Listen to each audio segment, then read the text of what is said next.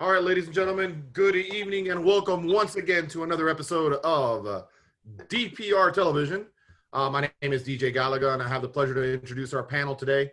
It is the 14th of May. It's 7:30 Eastern.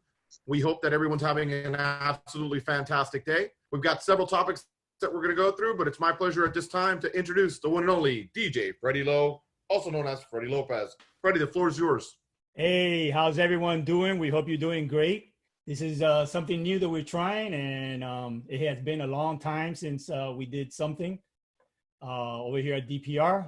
But we are back. Thank you for joining us. We have Javier, we have Al Garcia, we have Jesse, we have Robert Q, we have Julian from New York. Nice shirt, Julian. Awesome.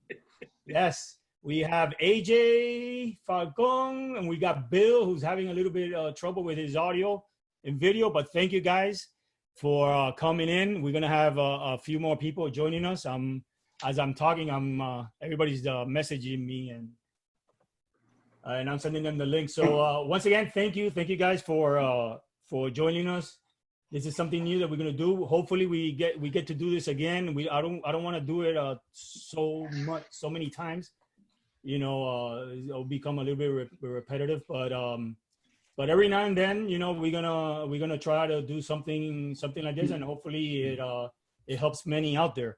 According to the topics that we have a few topics. We're gonna turn it over to a few people, and then everyone, please, if you wanna chime in, please do so. Galaga is our producer today. He's the one in charge of the controls. So right now everyone is muted, but if just raise your hand. I think there's an option to raise your hand, right, Galaga? There's an option to raise your hand. If you want to chime in, please do so, and we'll open up the Absolutely.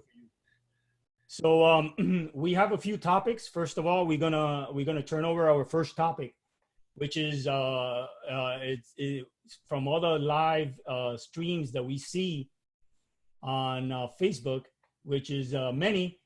One of them that we were talking a few minutes ago about is the lasers, doing lasers, and we're pointing the lasers. And who better to give this topic to over to Mr. Walter McNulty. Walter, floor is yours, brother. All right, guys. Well, I thought we were going to have more people here. Good evening, everybody. Julian, Harvey, Al, Alex, everyone, Bill. Q and Falcon. Falcon, I want to see your face. I don't want to see that, like that. Yeah. I'll tell you guys a good story. This is one of my best all-time laser story. Many years ago, I sold a bunch of equipment to a club here in Miami when they opened up the first time. And hey, Ben, good evening. What's up, boys? Yeah, good evening. And any girls? Any girls? No. No. And that club was Club Space. And, I sold them all the lighting, all the sound equipment. And for about 3 months, 4 months, every night I was over there, like 2 or 3 nights a week. And I sold them everything but a laser and their speakers. So once they opened up the club, all these famous DJs are coming in. And one of their big dance floors, they had a big elevated DJ booth that was like way above the dance floor and parallel with the bar. And one night I go in there before the club opens, and I know the owner had put in a high-powered laser. It's a good story.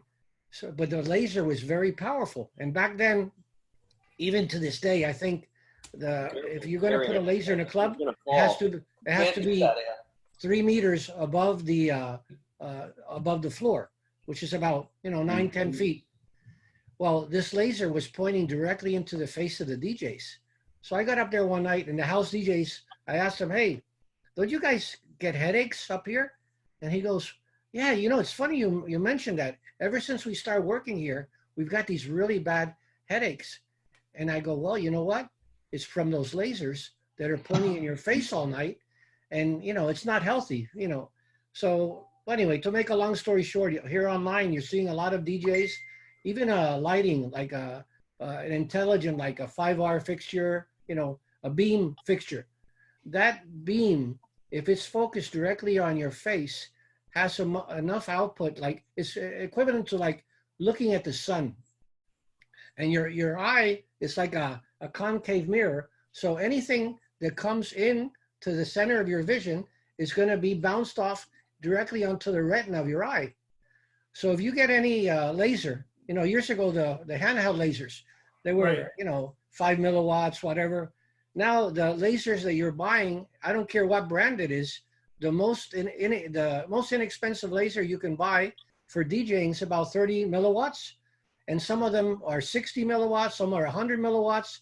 And that's the last thing you want in your face, especially for a prolonged period of time, because it's going to definitely do a number on your eyes, long term, short term, I don't care what it is. Project it on the wall if you want the effect, or use some lighting in your room with some LEDs. I saw DJ the other night, and out of the courtesy of, goodness of my heart, I called him up and I texted him, and I said, you really shouldn't be doing this because it could really hurt your eyesight. And, but the next day I saw them continue to do the same thing. So anyway, lasers, I respect lasers. Every time I go to a concert, I wear sunglasses, and a lot of the artists that you see performing too, they'll also use sunglasses. A lot of times people always thought it's because they're using drugs. It has nothing to do with the drugs. They're just protecting their own eyesight because, they're very, very close proximity with not only the lighting, but with the pyro. And, based on, when you're using pyro, they require all the technicians to use safety glasses. So if you're a performer like Daddy Yankee or one of these mainstream headliners, and you're surrounded by flame, projectors and pyro, and you're getting fallout left and right, you want to protect your eyes. So, Right. But anyway, lasers are, like I said, I respect them very, very much. Let me ask you this, Walter. What about, since we all mobile DJs here, what about these lasers? For instance, the low end lasers that Chauvet has. I don't know, maybe $150 laser, $200 laser. Any laser is capable of doing damage, Freddy. Any laser, no matter which laser it is. You shouldn't be looking at any of them head on, no matter what. And if you legally, if years ago, when 9/11 happened, the laws changed in the United States, and it became a big deal. And then they were supposed to stop importing lasers from China because they considered it a federal offense. I think it was Javier the other night.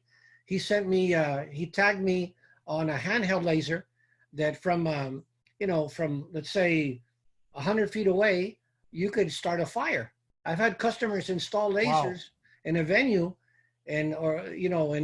let's say in a theater for a big concert, and they have left the laser on by accident, and they've started a fire on the stage because the beam was focused on the on a curtain or what have you in the theater. So even a low powered laser like the Chauvet laser, like I think it's I don't know, there's a Scorpion. Right, that's the one that I used to have, the Scorpion. Yeah, the Scorpion I think is I made a list here. Their Scorpion has 3 laser diodes. One is 60 milliwatt, the other one's 30 milliwatt, which is the green, and the blue, 60 milliwatt. So, like I said, just food for thought. You shouldn't have it in your face, or you don't want to put children too. You don't want them playing with lasers. That's something now has become commonplace. The parents, oh yeah, that's cool. Let's get them a laser, and they play with the cats, and it's not healthy, at all.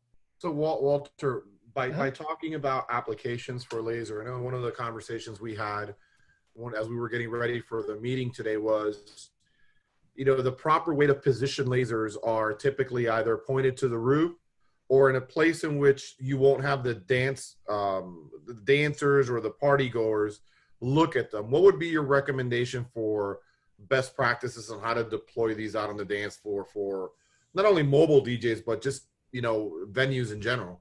Yeah. Well, if it's a small venue, I personally would just project them at the ceiling, because you're really never supposed to project, especially high-powered lasers, directly at an audience. And then you want to hear talk about liability. That's a very big, you could be held responsible for somebody damaging their eyesight. And then throw the hora loca into the mix. then you got these robots walking out there with the lasers built into their, their arms, and they're scanning the audience. So no, and it looks really cool, but it's very dangerous. I'm not going to say it's dangerous, but it could be very harmful. And, so even the ones that they put on their hands, those are even those are very dangerous to the public. Freddie, I would go so far as saying 99% of the people that are using them, if you ask them what is the output power of the lasers that they are using, they won't even know. They don't know, yeah. And then if you buy it online, I don't care where you buy them. You get them shipped from China, whatever. When they come through customs, the only way they can come in through customs, and technically it's not legal, is the only way they come in is because they're declaring them not as a laser but as a lighting effect, and it is not a lighting effect; it's a laser. Oh, yeah. So that's a big thing too. If they anybody, like if I ship something from here to South America or the Caribbean, anywhere in the world, I have to create a declaration of goods, what I'm shipping. And there's a number that's recognized internationally as what identifies that item. And so when customs receives the item, they go in through their book to see what it is.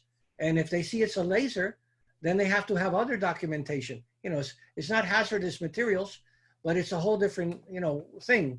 And, like out of the United States, you cannot ship a high-powered laser. Like if I order a high-powered laser from a company, like here in Miami, the company that does most of the laser shows for Ultra, they're called LaserNet. And my friend that owns that company, whenever he ships a high-powered laser outside the United States, it has to be accompanied by a lot of documents for it to legally leave the United States and legally enter the country where it's going. So, like I said, it's a very delicate thing. I just, like I say, you don't want to take it for granted. This is to me. What's that waiver called? Huh? What's the waiver called? The waiver code. No, go right ahead. Sorry. I can't hear whoever said the waiver. Yeah, he asked, what's that waiver called? I'm not sure. I can't tell you exactly. When I ship pyro, it's a whole different story. But with the lasers, I've never had to personally ship the high-powered laser, so I wouldn't be able to tell you. They're normally the manufacturer takes care of all the paperwork going through customs and everything, or leaving the United States. Let's see if Bill has audio now. Bill, do you have audio? Can you unmute Bill? Bill, can you can hear us? Yeah, I got audio. Oh, we were talking about lasers, Bill, and I remember when I used to go visit Cito at the club when you were there controlling the lights. You had a laser yourself. Yes, I do. And you control the text. Correct. Can you talk to us a little bit about that laser and how you guys where you guys decided to point it and why? Oh, I basically pointed towards an empty wall on the opposite side. Well, you've seen that. Or I pointed towards the roof. You know that we have that big white roof on top. And I use Quick Show, which is a software that runs the text and the designs. And it's a mobile beat. That's what I'm using over there. Okay, I have a couple can you explain a little bit of who you are, where you work, and what's your expertise? So we all know. Okay. So those who don't know you know who you are. Okay, my name is Bill España. I'm the owner of Ultrasound Productions Lights and Sound Shows. I work at the club, also known as the Renaissance. I do all their lighting and the sound, and basically. At the club, I use lasers, and I use moving heads and all different types of little effects. And the laser that I use is a mobile beat, like I told you before. I program it once in a while. Well, you've been there when you come to visit me, where I could do different beams, angle beams, and all that kind of stuff.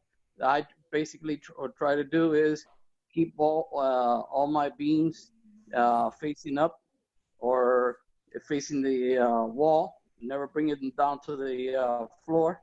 And there's never been, thank God, knock on wood, there's never been a complaint. This is all. And also, one point is that I am licensed. So I do have the license. So I suggest everybody get their license when they even have a small laser. Anything that's $1,000 and up, I suggest you get the license. Oh, yeah, the license. Oh, interesting, very interesting. I think Harvey, you want to grab the floor? You had something to say about that? Okay, yeah, Harvey. Got him. Wait, there you go. No, can you unmute our Harvey? Okay. There you go. Can you introduce yourself? Can you introduce yourself and then talk a little bit about that subject? Javier Garcia, DJ Harvey G. I've been DJing for about 10 years now, but hang on a second. You guys hear me? Yeah, we hear you just fine. I got it. So I work for AT&T, been working for AT&T for 20 plus years. So when it comes to lasers and fiber optics, I understand what we've been talking about. Guys, do not get yourself in trouble by facing lasers no matter what you get. Eye level.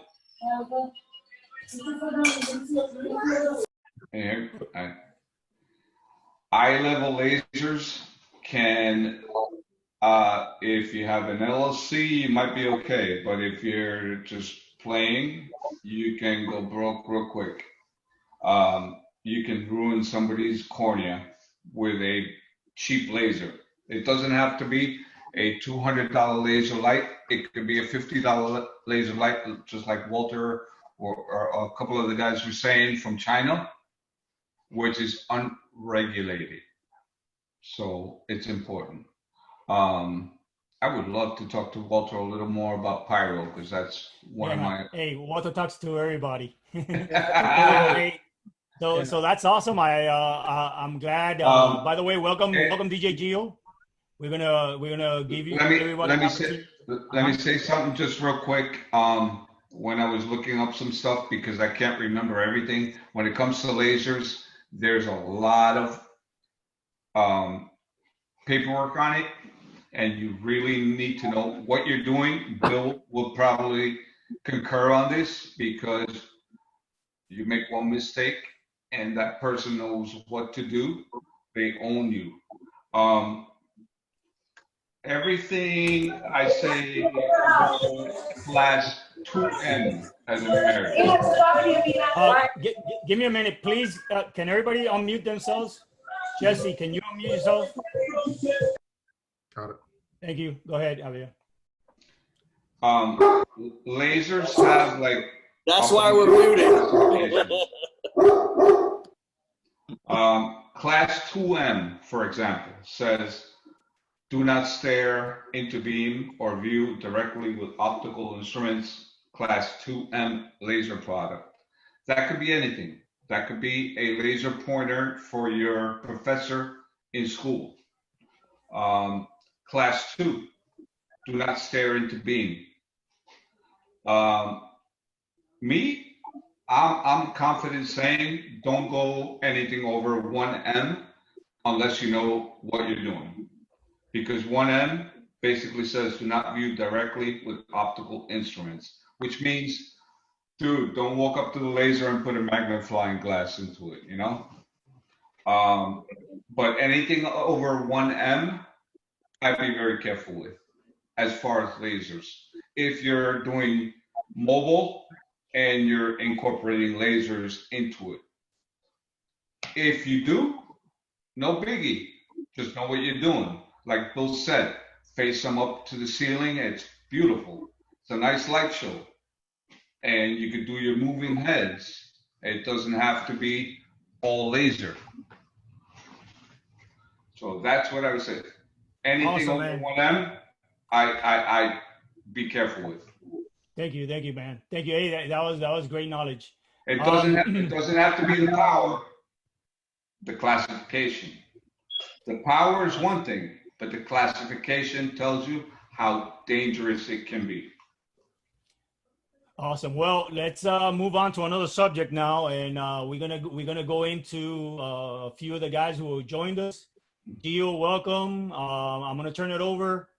I'm gonna turn it over to Julian, okay, from New York. But before, okay, Julian is gonna tell us how everything is in New York and how does he think, the DJ profession is gonna turn out after this the COVID-19.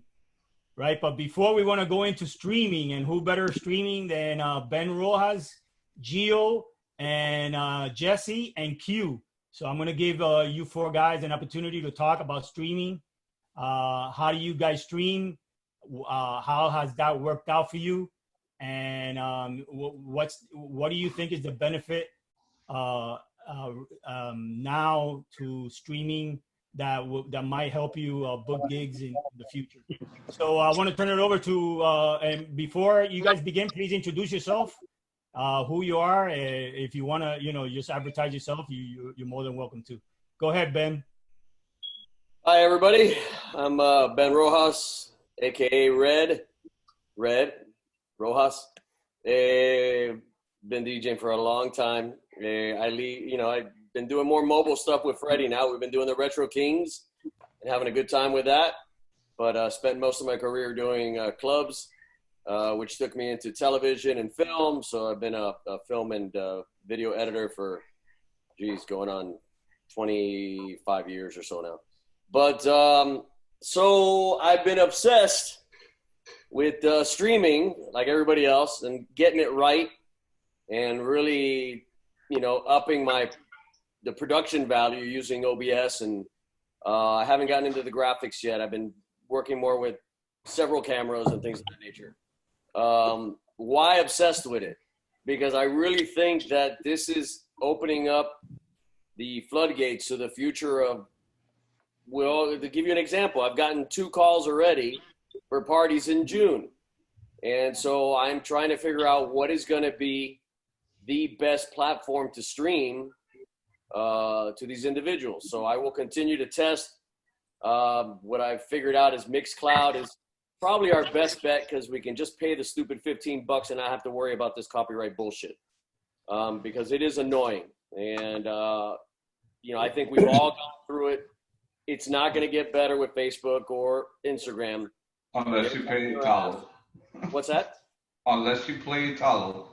I mean, listen, in the end, they're going to cover their ass. That's what they do. Absolutely. They don't want to pay the royalties, and I can't blame them. It's like, but it's going to grow. This PlayDJ.tv worked phenomenal. And it's a shame that, I think the guys bit off more than they could chew. And I have a feeling that somebody with deep pockets is going to throw money their way. As for audience, well, I think somebody had posted about, I've been doing this and, how do I capture an audience and people aren't coming?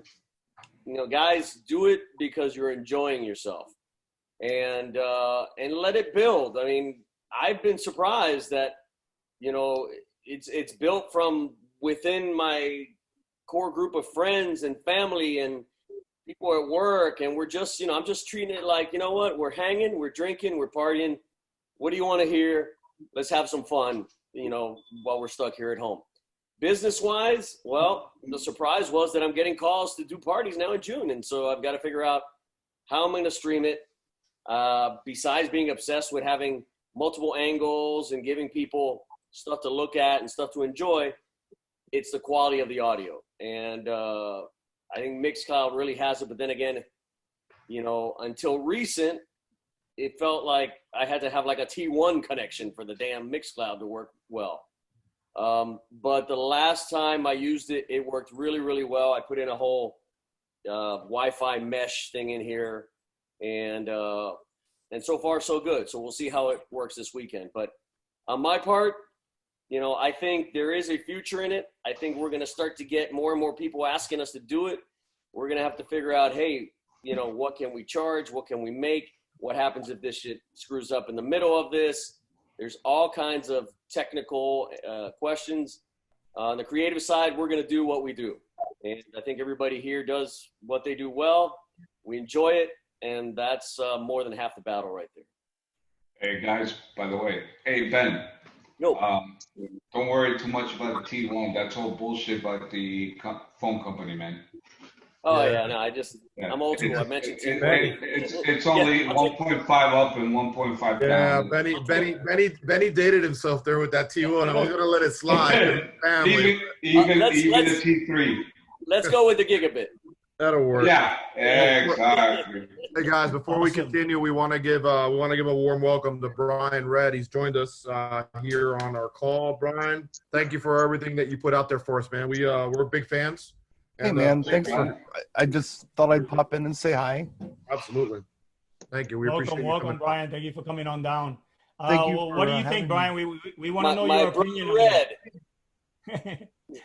Yeah, I'm incognito. I got my hat on here. I see that. I've got quarantine hair like the rest of you. No, I've been doing a good job cutting my own hair, man.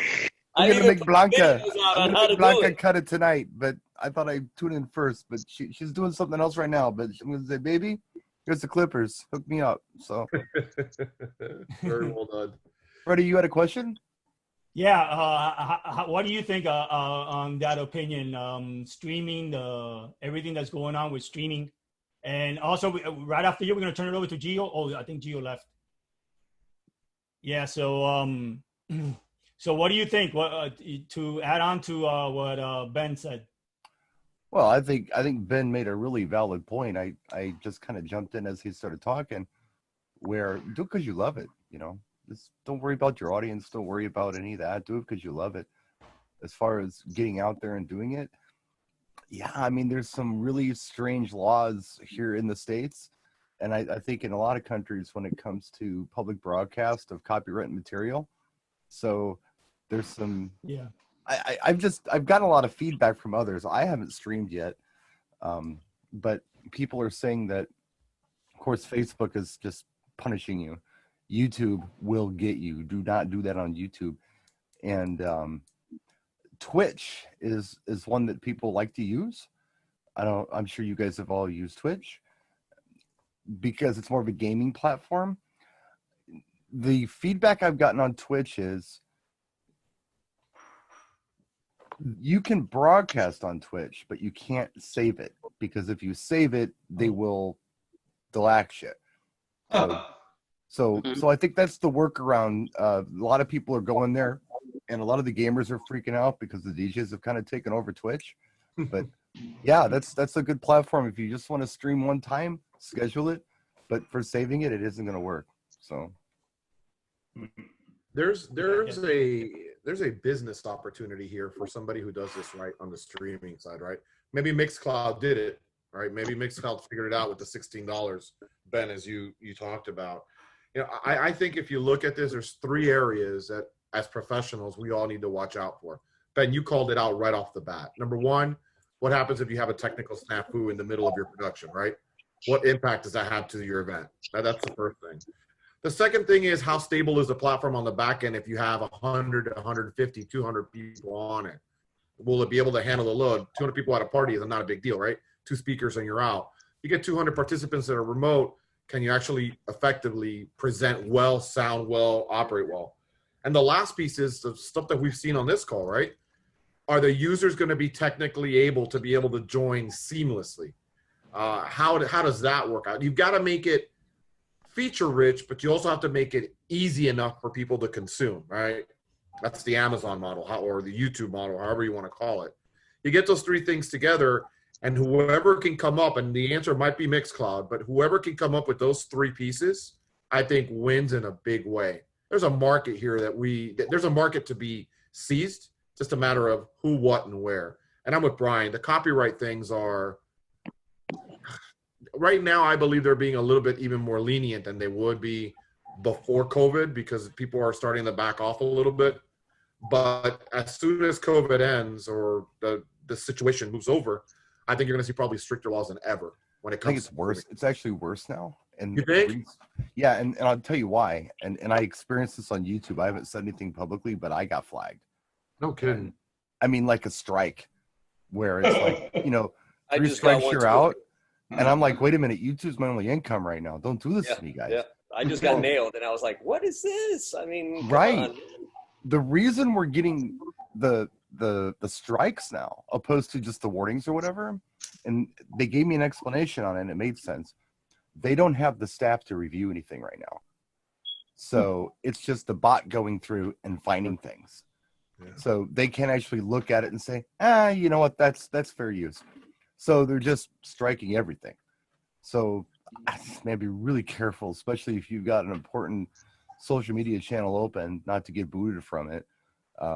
I even told John Young at Disc Jockey News, don't even play in the background. Just be really careful right now until this is all over. They got staff to review this stuff. Oh, that's really good feedback. Wow. All right, that's a lifesaver.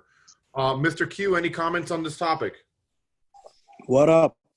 All right, bro. Hi, everybody. My name is Robert Quesada. Can you hear me? We can. Yes, we Yep, we can hear you. My name is Robert Quesada, also known as DJ Mr. Q. I've been around TV for a minute and haven't done it for a while. And I've been DJing for quite a while now, on and off. Now, I have streamed on Facebook just like everybody else. I got a copyright strike flag, actually. It was not a strike. It was kind of like a warning on a salsa song, which kind of like blew my mind. It was like, okay, you know, how could, you know, it's an old song. But anyways, you know, I was playing other stuff, and that's the one that got flagged for some reason. So I guess it must have belonged to, you know, the right or the wrong group. I've also live streamed on DJ Play TV, whatever it was called. I think that was the best by far. You couldn't save the videos, but it was very easy to use, and everything worked like seamlessly. My take on it is that these people must have gotten hit with a cease and desist order of some sort. I refuse to believe that people that come up with that kind of design could not foresee the amount of bandwidth they were going to need, and they could have capped that anyways. So, I mean, there is something beyond what they're claiming. But at any rate, I mean, it's just a shame because I was really getting to like it. And now I'm taking a very hard look at Twitch, and I'm liking a lot of the stuff that I see there, except that I think it was today or yesterday, I saw a flagged video from a DJ, or, you know, which had the, you know, the wording, this video has been muted in some country, some kind of stuff. And I went like, okay, what's going on here? Because this I didn't expect from Twitch. So I am looking at it. It does have a couple of things that I like. Is the ease of accessibility, and I'm actually going to attempt to try it this Saturday. So, you know, I guess you're all welcome to drop by and say hello. But I'm going to post it on Facebook. And right now, the only issue that I'm having is with the chat feature, because I'm trying to use my own chat, and you guys will see what I'm talking about if everything works out on Saturday. Now, as far as the idea of streaming, I think is awesome. I mean, it gives you a connection with your audience that you don't have when you make a mix. Even if you have one person watching you, at least you're getting feedback from that person. You know, they're messaging you and getting involved. And, you know, I was really surprised at the number of people that were dropping by. Now, I don't have a lot of followers, so, you know, I had maybe like, I don't know, 10 people, 15 people, 20 people. But I thought it was excellent. I mean, it was quite you know, an experience to be able to have, you know, people feeding back to you. Now, I'm also looking at the future, and, you know, anybody that can live stream pretty much has the capability to stand anywhere and actually play music to the rest of the world. I mean, instantly. So, I mean, that's a capability that a lot of DJs are not realizing. It's like, you know, I mean, right now, if I got a call from somebody and said we're having a party in Timbuktu, and I could just say, yeah, go on, on my channel and tune in, and I'll, and message me whatever you want me to say, and you're playing to Timbuktu, and if they have family in London, they can join in as well. So it is a tremendous venue for being able to reach clients, and we're probably haven't even begun to scratch the surface, because we're talking here right now, and I have a feeling that a few months from now, maybe a couple of years from now, we're going to be saying, wow, we never expected that live streaming could do this or would get this far. So I'm really excited about it. So, and the other thing is, I also try to provide one of the advantages that I have. I'm sorry if I'm going on too long. One of the advantages that I saw was that I've actually become like a VDJ now, because I wanted to provide something for the viewer other than just me mixing. I thought, since my television experience, I saw it and I went like, I don't know what I could do mixing wise to excite the audience. But now I'm playing videos, which I wasn't playing 2 months ago. I've been able to like start scavenging for videos everywhere. Been lucky to find a few, but I was not a VDJ about 2 months ago, and now I can probably hold my own, in a small party or venue. So I think streaming it's pretty much here to stay. So Mr. Q, let me just jump in real quick on Robert. Go He hit the nail on the head, and working in television and what I do on a daily basis, I work for Discovery Channel.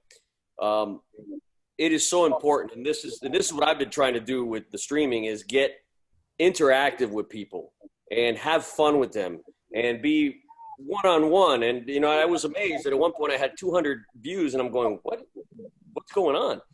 And it goes beyond mixing skills and, oh my God, can we put this and that? Man, I did a show that was just yacht rock, and I was cutting in and out, and we had a blast. And needless to say, I love that one. I like that. Shit-faced, but all about that.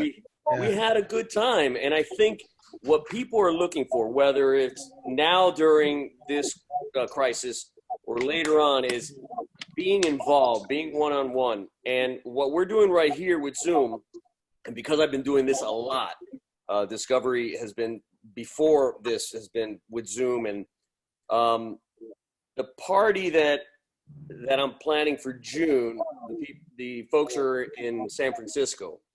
And so this weekend, I'm going to try to set up a Zoom screen, have everybody being able to interact on Zoom, filter that into OBS on a separate computer so I can control that, and make it all interactive as much as possible. Now, what I love about Instagram, and I want to figure out how I can get that on, is that on Instagram, if somebody wants to talk to you, bam, you let them on and we're talking to each other. And people like that. People like being in that interactive back and forth and shooting the shit and having a good time, and then we go back to the music.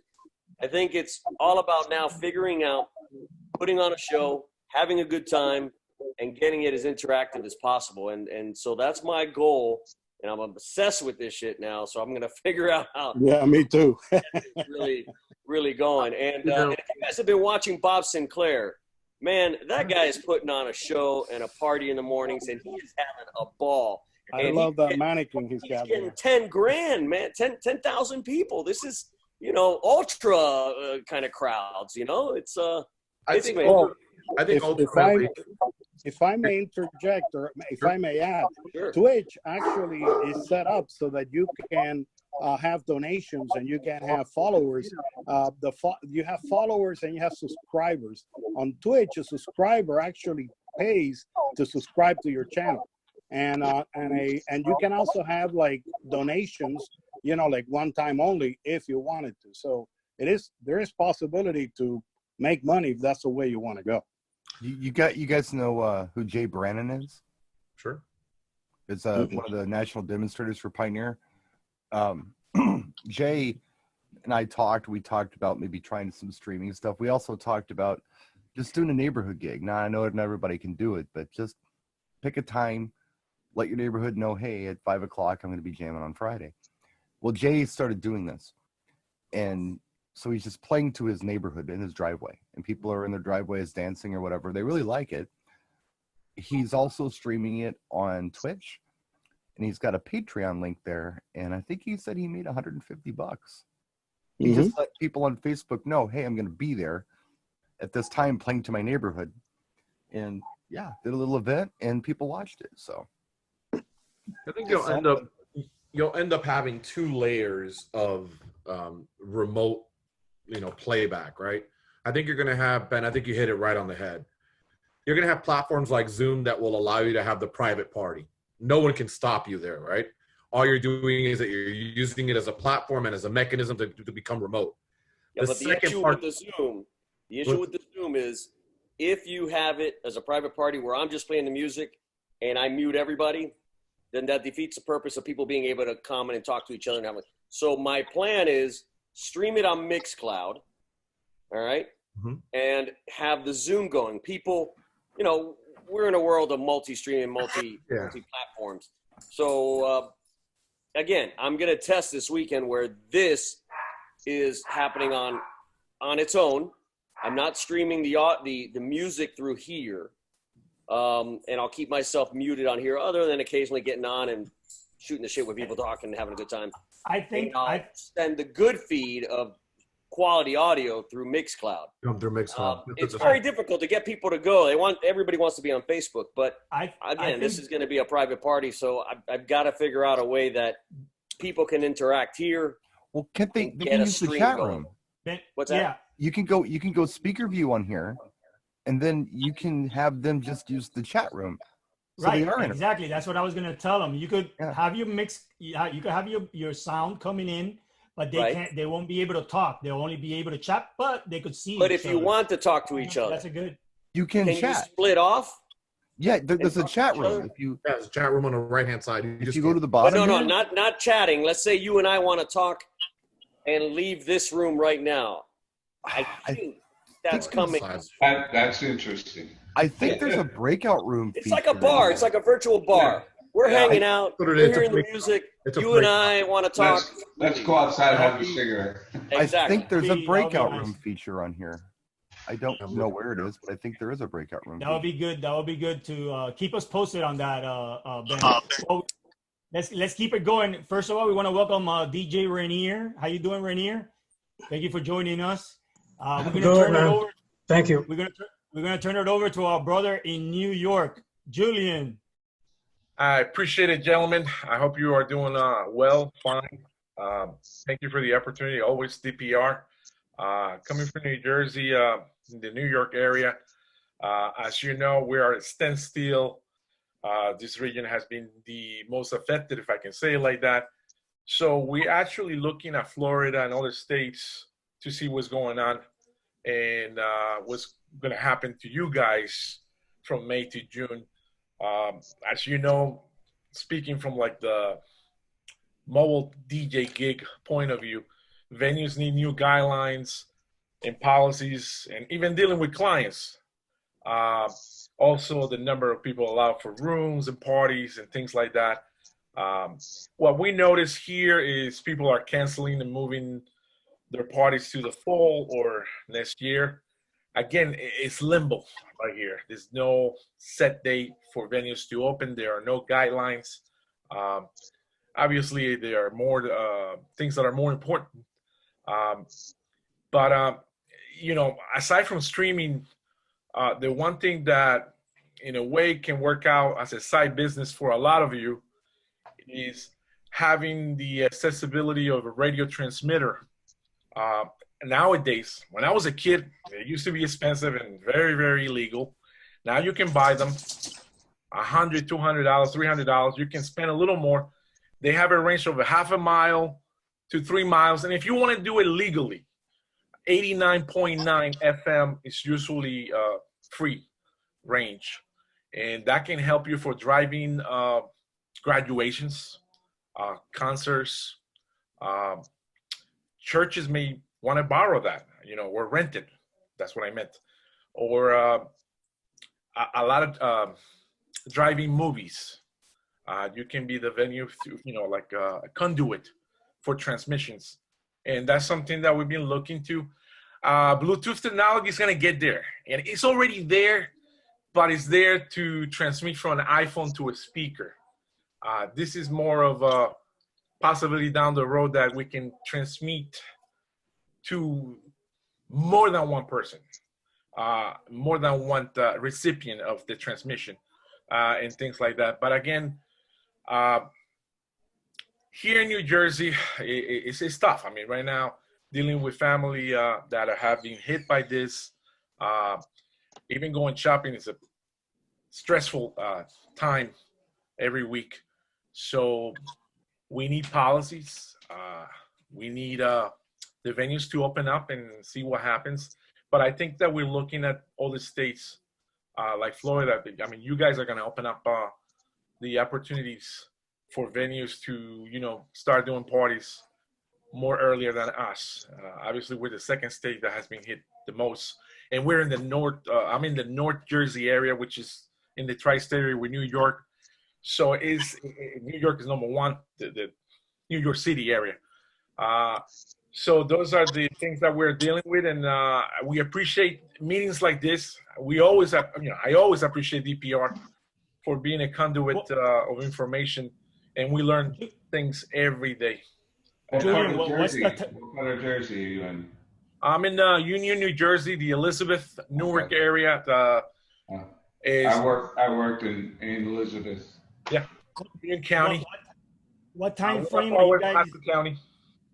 What time frame are you guys more or less looking at? I mean, I believe here in Miami probably will be back doing parties maybe after July, maybe August, hopefully. What time frame you think you guys are looking at, since you guys were hit harder than we were over here?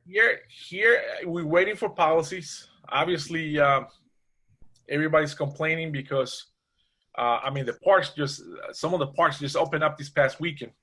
The beach is going to open up before Memorial Day weekend, and we don't have that much space. I mean, you guys have beaches, you got sand.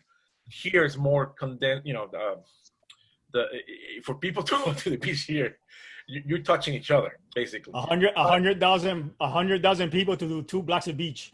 Yeah, but I mean, That's not a lie. Parties, I think July. I think you guys might be June, believe it or not. I think especially your area, the Miami area, the bars, the clubs, I think are pushing. The restaurants are pushing. Here, we're only doing pickup, so it's a pain in the neck. Same here. Julian, one of the things that I saw in another group yesterday and I hadn't considered yet is, and if you haven't, this might be a topic of follow-up, amending the clauses on your contracts to now have a pandemic clause in it. And a gentleman is going to send me a copy of what he amended his contracts to reflect. And I got to be honest with you, I read it and I went, shit, that's a really good idea. And at the same time, I went, oh my God, we really got to start thinking about this, right? Like, this is a reality of what next looks like for us. And listen, case in point, I do different stuff for University of Miami, the Rosenstiel School out in Key Biscayne. Oh yeah, Key Biscayne, yeah. And we shot a lab right before the cusp of okay, that's it, stay at home, and we were trying to figure out how to get some more of these labs and these schools. They needed the content for the online school, and I hire subcontractors. I'm full-time with Discovery. I still have Red Productions. I still got stuff going. Now my wife is taking it over because she's no longer with the company she was with. But I'm drawing up contracts now with the COVID-19 and coronavirus in it, saying, if you catch it, I am not held liable. Because guess what? You can sue for anything. And it's really kind of crazy. So when I'm signing a contract with they are now putting that in their contracts, that if I go do a job for them, I can't sue them if I contract the virus. So with regards to DJing and clubs, venues, it's going to come. There's just no way around it. I mean, you know, especially in this litigious society we live in. Now, here's an interesting question, and chime in whoever has a good answer to this. If I do a wedding, what happens there? And say, you know, will the bride start sending the invitation not responsible? Maybe. That's a really good question. You might see that because, again, you can sue for anything. So, you know, that's a really good question. And in you going to do her wedding, you know, if a guest gets you sick, right? You know, it's a crazy new world. One thing I want to bring up, you know, we got a good friend of ours here in Miami called Tom Mitchell. He's the one that owns the roller rink, one of the oldest roller rinks in South Florida. And anybody who goes roller skating, adults or children, they have to sign a waiver before they go in the venue in case they fall down, because he's been sued many, many times. But one thing real quick, I want you guys to look at my background right now. I was talking today with a customer of mine in Puerto Rico, and they're hungry for business. Just like I got customers all over the United States, churches and big production companies. And, you know, you guys do video as well. And everybody's looking and thinking outside the box how to create a new revenue stream. Well, this customer of mine in Puerto Rico, he's a very talented designer. He does a lot of very big stages, like Miss Universe, you know, things like this. And I'm talking to him in the morning. He goes, look, I'm working on a design. I'm going to send it to you in a few minutes. And look at what he sent me. And this is something that he sent to the government of Puerto Rico and also to all of the universities. And they put together a package to give out the diplomas for the universities, in which the students will drive by in their vehicles. The university will give them the diploma. They have live video cameras streaming everything, so their family can see it online.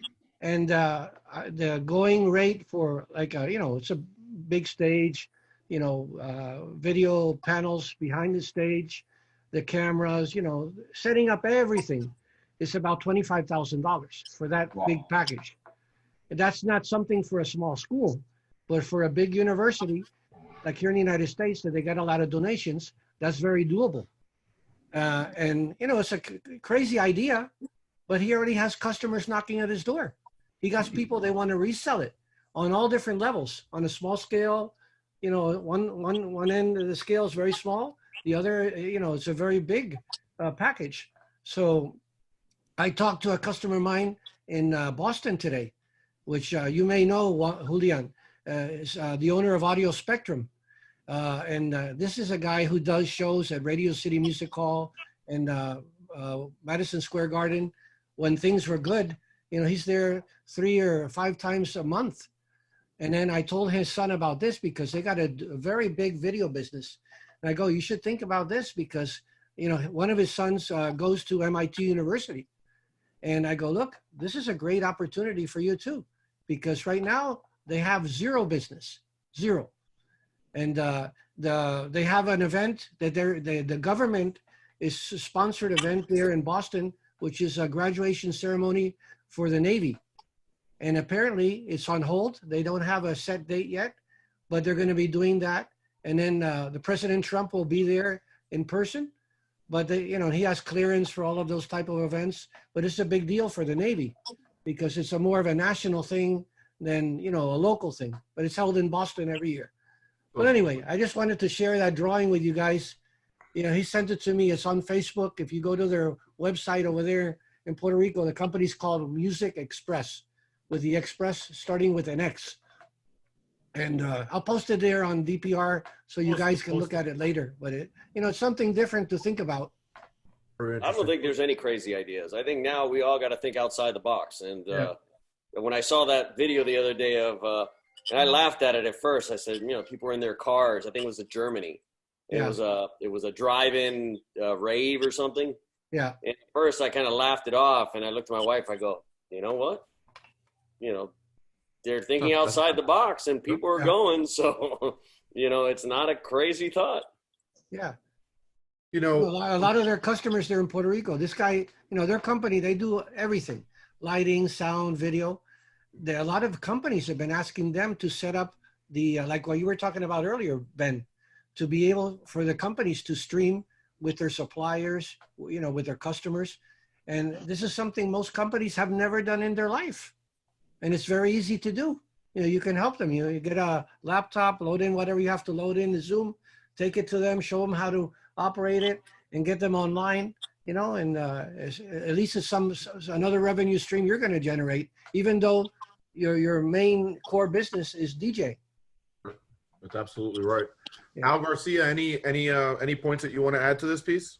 Yeah, I wanted to touch on Freddy's point of the being liable at a wedding. I don't believe that will be an issue because you're providing a service, and I believe that the venue, if anything, would take liability because they're the ones providing the space that would need to be qualified per the government as what's allowed and what's not allowed, capacity and so on and so forth.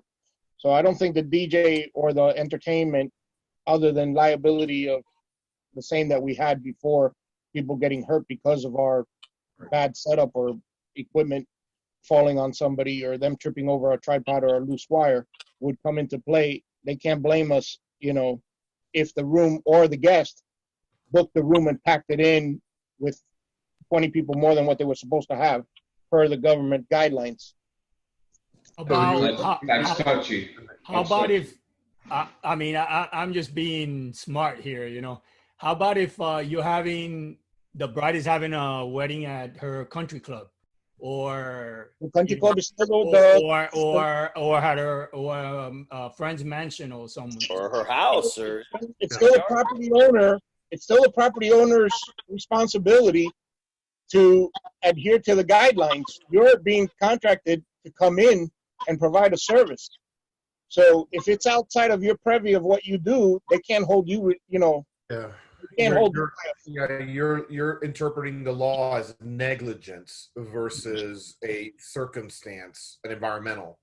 I'm with you. I think somebody with a good lawyer will win. Wait.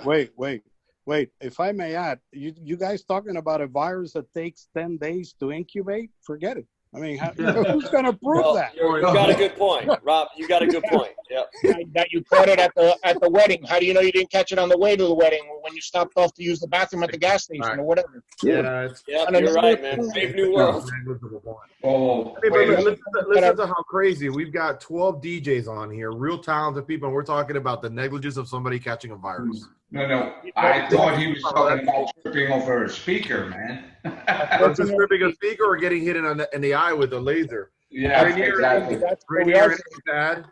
On a happy note, that I'm thinking that perhaps this might be, if we ever accomplish getting the live stream or the streaming feature, as Rob was saying, to a point where it's user-friendly and seamless, that might be an attachment to our services as we move forward from this at mobile events for people that are still not wanting to travel to the event or can't, because I do a lot of destination weddings and we get a lot of people that are coming from other countries. Not all countries allow people to come willingly when they want. They have to apply for visas and all of that process.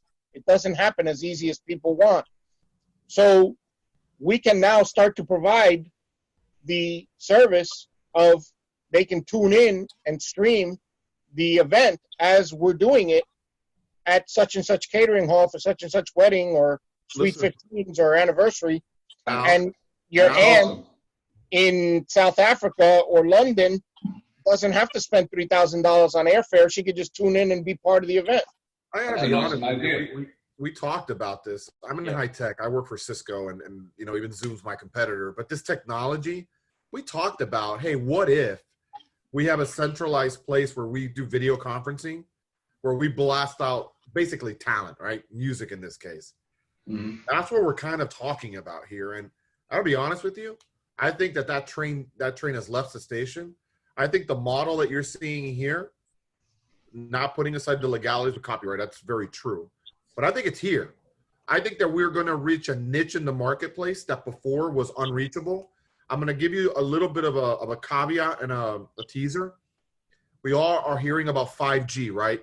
We don't know what 5G is, but everybody's going to need it. Let me tell you what 5G is going to do. It's going to go open up high definition video broadcasting from the edge. So to Ben's point, the reliability of the network will now be better than ever. And I think that the delivery mechanism, like a Zoom or WebEx or whatever, will be there already. And I think it's going to be, Al, to your point, I think it becomes the next niche. So you know how they always make fun of bedroom DJs? They'll become the next millionaires. Hey, Galaga. Everybody's a bedroom DJ now. I guarantee you 5G does not cause COVID-19. Okay? No. Let's just make that. I mean, think about it, guys. You're talking about maybe a couple extra cables, a tablet, or some sort of device to project your image and the sound. All right, so maybe one of those interfaces. What's that? A whole $100?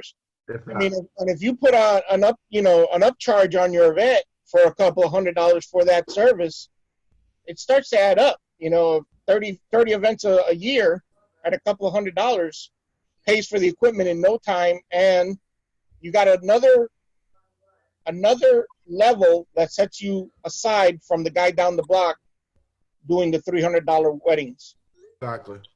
Okay? You have another reason for the customer to pick up the phone and call you because they have a relative that wants to be part of the event and they don't know how to get there, how to do it. Agreed, Al. And before we ended the show, Rainier, anything that you want to add here to the topics of conversation? I'm good. Good information. And I'm good, man. When are we doing this again? And go. This was Jersey strong, bro. This was pretty good. I mean, first of all, thank you to Freddy for helping organize this. This was very well done. Great interactions. I mean, every time we do one of these, we do learn. I took a couple of notes here, and the recording will be available after the show. But to recap, don't point the laser at people's eyes. That's bad. Number two, Mixcloud looks like to be a pretty reliable platform for kind of the next remote DJ. Streaming is the new reality. Figure out where you fit in the niche and how to go out to marketplace. How to use it to your advantage. How to use it to your advantage. That's the point. How to your advantage. How to maximize it. And lastly, COVID-19 and this pandemic is going to change the way that we run our business from a legal and delivery standpoint. Make sure that you are covered from that perspective. Aside from that, any other points here as we wrap up for this evening? I do have a question. I have a question. For Facebook Live, I know some people say that they'll get a warning right during it and they can press contest, agree or disagree. Is that valid? Is that true? Have you guys experienced that? Just keep going until it drops me. Yeah, here's one thing. What I've come across, and I mainly play Italo music, which is back in the 80s, and Facebook knows nothing about it. But I'll tell you this. About a year ago, I was doing a mix, and the minute I was about 45 minutes into it, and I played one song by the Pet Shop Boys. Done. They were looking for it. Be careful. It's not worth it. You don't want to get sued. If they tell you you're done, and please do not repost your mix, don't. Yeah. Simple. So you were playing Italo for 45 minutes? I was playing Pet Shop Boys, they killed you. I was playing Italo music, stuff nobody in the United States would know. And I played It's a Sin. It's EMI. That's a big label. Listen, Bob Marley will do that every time. Freaking done. Yeah. It is what it is, man. And that's why I haven't done live after that. I have to really nitpick and think about what I want to play. Because honestly, today's music sucks. I'll tell you, Mixcloud is the way to go because as far as I know, all the DJs that I know that have gone on it, they haven't been knocked down. And that's fine. No, you're paying for it. I'll pay for exactly. it. I'll pay for it.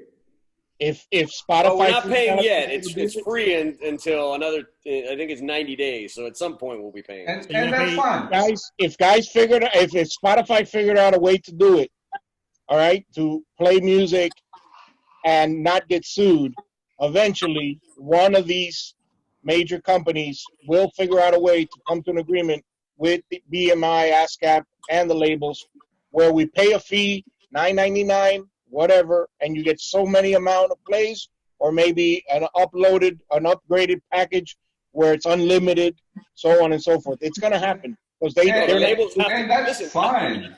I equate this to the MP3 revolution. The labels screwed up. We all know that. They should have jumped on it early on. Right. And then here we are later on, and then finally, the same thing's happening now. They're going to have to figure out, okay, they're going to stream. We need to make money. Let's figure out a plan. And as soon as they do it, the better off. You were going to say $100 a year. So what? Most likely one of the manufacturers like Roland, which is very big into streaming, maybe will come out, with the solution because they want to sell equipment. And if they can come out with a new platform and make it legal because they have deep pockets, or Pioneer. There's many companies that could do it. Yeah, they could actually be the ones to solve the problem. Pioneer's going to start working. No mistake about it. There's Pioneer, they're going through some rough times now. Well, no, they're doing okay. They're selling some stuff, but they're going to be working with BeatSource. Yeah. So that would be kind of the marriage there. And I was actually speaking with some of the folks at BeatSource yesterday, and it's a consideration. They're going to see what they can do. They're trying to take care of some other things right now for, streaming through devices. So we can use Rekordbox or some other software platforms coming soon, where it's going to take the place of Spotify, because Spotify, as you probably know, is no longer supporting the only reason I was using DJ Pro was for Spotify. Well, it's going to be BeatSource now, so you'll be good. You'll still be able to stream it. I mean, I love Rekordbox. I'm going to try Tidal. I mean, I like having that streaming option of, oh man, you know what? I don't have this. Oh, great. I'll go in and grab it from the streaming service. They didn't make me sign an NDA, so I guess I can talk about it a little bit. They're going to be offering their things to everybody. It's going to be everywhere. By the end of the year, it's going to be on Algorithm. It's going to be on Serato. It's going to be on VDJ. They're doing deals with everybody, but they're launching it with Rekordbox. So, Rainier, you wanted to add something? Yeah, just a comment to the streaming.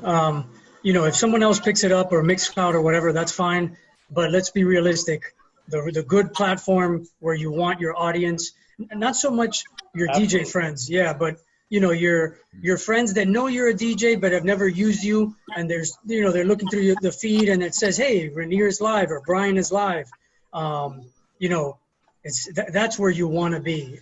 The other stuff, sure, it's convenient because it doesn't get taken down, but a lot of people aren't listening to the actual mix. They just like to see you and that you can do something, and then they go, hey, you know what? When we have a party, let's call Rainier or let's call Galaga, whatever. So awesome, you're man. absolutely right, man. Hey guys, again, we're gonna end it. It's a little bit past our time, but again, I want to thank all you guys, especially Brian. Thank you for tuning in with us.